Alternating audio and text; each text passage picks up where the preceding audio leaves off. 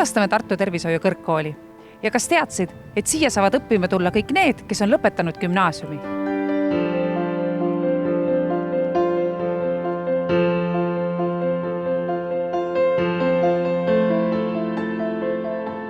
Oma elu jooksul olen ma tegelenud erinevate spordialadega, nii profi kui harrastaja tasemel. Ja raskete treeningutega on tekkinud lihaspingeid ja neid ma olen maandanud massaažiga. Oleme tulnud Tartu Tervishoiu Kõrgkooli tutvuma massööri õppekavaga. Milliseid massaažiliigi võimalusi saab õppida Tartu Tervishoiu Kõrgkoolis massaaži õppealal? Massaaži õppekaval alustatakse ennekõike klassikalise massaažiõpingutest, millel tegelikult baseeruvad sisuliselt kõik ülejäänud massaažiliigid. Lisaks õpitakse ka õppekäigus arumimassaaži, meemassaaži, spordimassaaži, lastemassaaži ja suur rõhk on meie koolis kindlasti ka ravimassaažil ja ravimassaaži toetavatel meetoditel. Kui rääkida sellest, et kõik ülejäänud tegelikult baseeruvad klassikal, siis lümfimassaaž on ikkagi natukene hoopis teise suunitlusega, teiste oma võtetega, et see on siis nii-öelda omaette selline eraldi liik. Kas siis ravimassaaž tähendab, et massaažiga võib midagi ravida?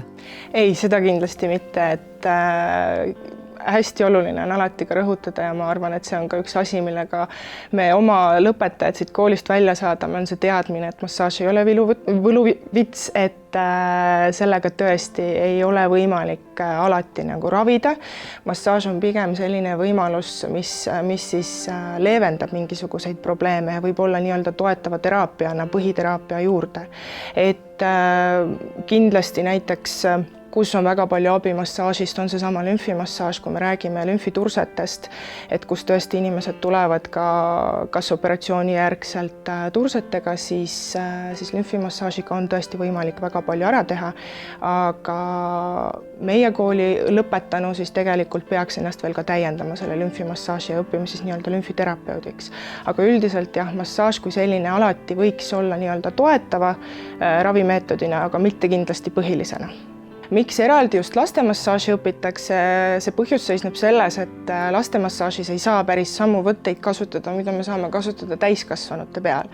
Et kui me täiskasvanutele võime teha massaaži küünarvarte ja küünarnukkidega, siis loogiline on, et laste kallale nende kehaosadega ei lähe.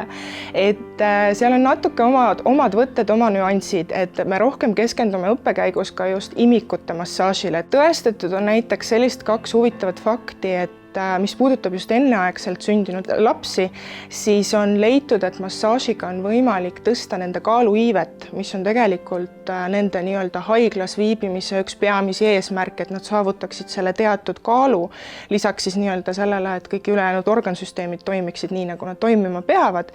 Ja tänu sellele, et nende kaaluiive on parem, ehk siis nad võtavad kaalust kiiremini ja paremini juurde, siis ka nende haiglas viibimise aeg siis tegelikult lüheneb, et need on nagu sellised 2 põhilist asja, mis on tõestatud.